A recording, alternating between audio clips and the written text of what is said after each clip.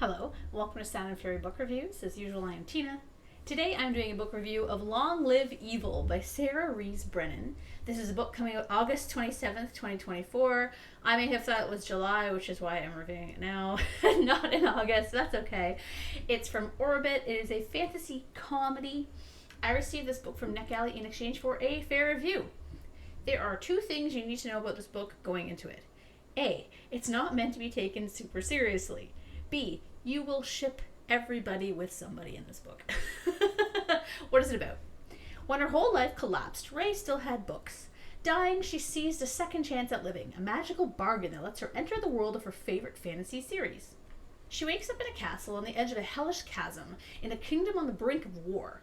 Home to dangerous monsters, scheming courtiers, and her favorite fictional character, the once and forever Emperor.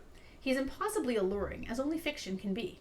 And in this fantasy world, she discovers she's not the heroine, but the villainess in the Emperor's tale. So be it. The wicked are better dressed, with better one-liners, even if they're doomed till bad ends. She assembles the wildly disparate villains of the story under her evil leadership, plotting to change their fate. But as the body count rises and the Emperor's fury increases, it seems Ray and her allies may not survive to see the final page. Expect a rogues gallery of villains including an axe-wielding maid, a shining knight with dark moods, a homicidal bodyguard, and a playboy spy master with a golden heart and a filthy reputation. I added that, but there's a kind of more in between those two, but I wanted to add that part because I thought it was funny.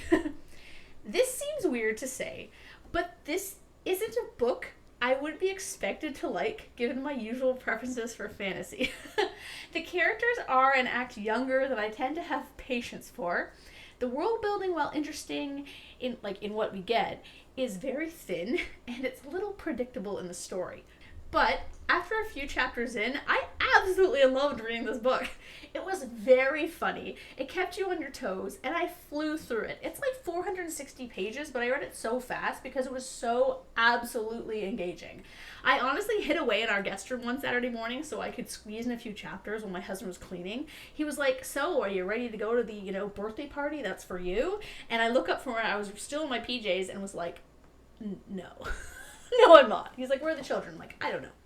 The main reason for me being obsessed with this book was because it's very, very funny. So we have this woman from the present, as you heard in the blurb. She's transported into her favorite fantasy series, but she still talks like someone would today. This sort of fish out of water was fun, and the jokes were funny because the other characters didn't get the jokes Ray was throwing down because the jokes were anachronistic or made no sense to them. And I thought that was funny because I can't stand when fantasy books have modern language. Like, I don't care if they swear and stuff, but I hate when they use phrases that wouldn't make sense, like jump the gun. Like, they wouldn't say that if there aren't guns in that fantasy world built. But this made sense because she was from the present and everyone else was from kind of a medieval fantasy world. So I thought that was actually clever and entertaining.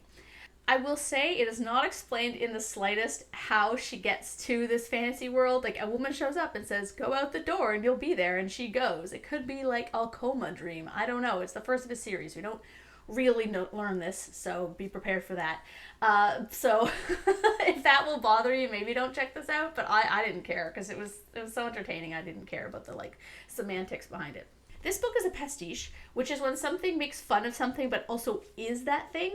It's different from parody, as parody is like a joke of a specific work or genre, where pastiche doesn't go that far. For example, the scary movies are parodies because they're making fun of a bunch of different horror movies. They're not actually scary. A pastiche of a horror movie would be if it was kind of making fun of horror, but it was actually still scary. So that's kind of the difference. Long Live Evil pokes fun at not so much high fantasy or complex political fantasy, but it definitely makes fun of YA or new adult fantasy that has super light world building and hyperbolic characters. As someone who can't stand the tropes of YA, this book, because it's tongue-in-cheek making fun of that, had me actually enjoying those aspects.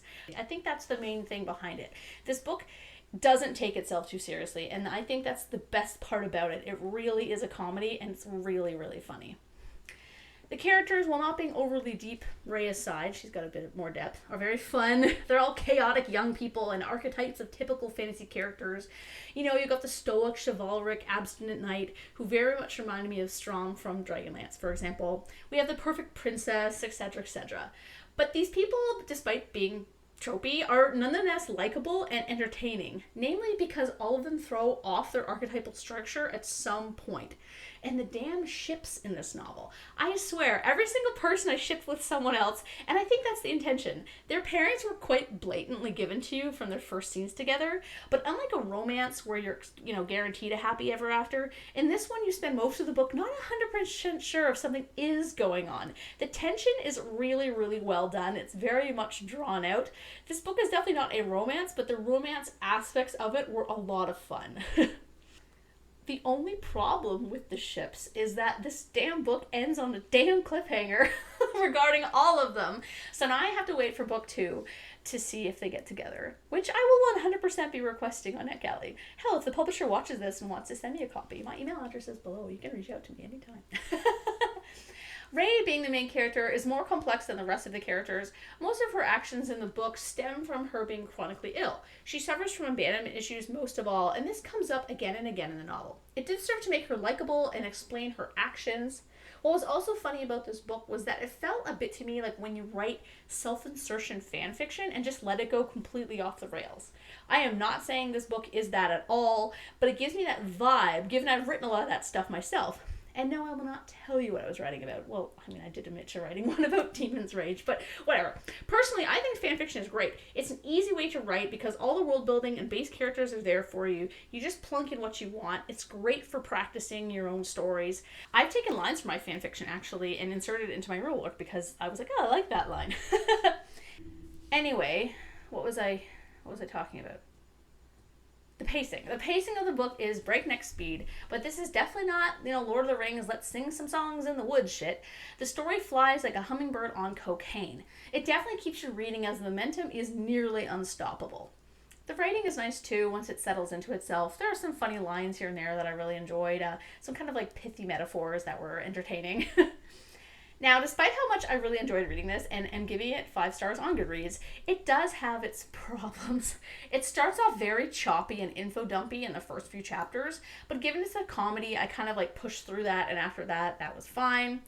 As I said before, the world building is very light. Despite it being a court intrigue novel, there are maybe 10 characters in the government whom we actually see, and no mention of anyone else. We have a prime minister, but no clue what parliament he is in charge of, as we never see them, and a general, but we never really see any army. It's not clear who is organizing or doing anything around the castle, as most of the characters are between 20 and 25, and there's maybe one set of parents in the entire book. I'm like, where's everyone else? The story is also a little bit predictable. The ships were set up almost too obviously. At least for me, I read into things, way too much though. They were damn delicious to read about though, I will say. So that didn't really matter to me.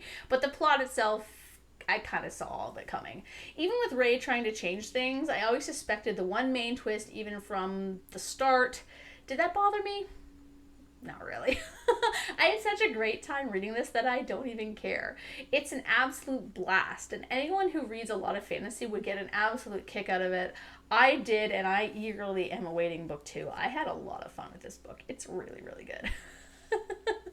Now for fun, these are spoilers, so please do not listen if you intend on reading this book, but I'm going to rank the ships in the book based on how much I want them to get together, because I think this is fun. Anyway, if you haven't read this, thank you for watching. If you have, let me know in the comments which ones were your favorite. So, starting from the bottom, Ray and Key. I wasn't sure at first if they were even into one another, but I liked their weird dynamic, so I was happy when things actually did progress.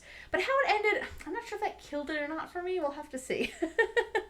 Leah and Emer, the kind of unrequited, at least it seems from Emer's side, but then, maybe it's not. The kind of slow reveal of that I really liked.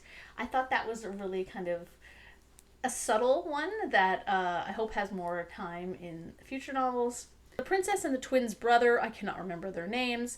That one was so cute. As soon as they were introduced, I'm like, oh, they like each other. This will be fun. And it actually happened, and I was like, yay!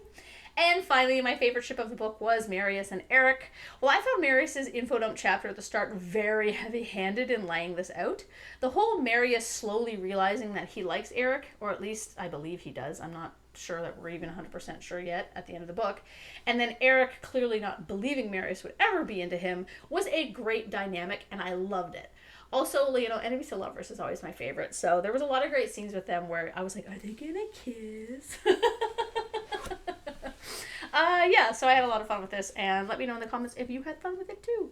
So thank you to the publisher for the e-arc. I really appreciated it.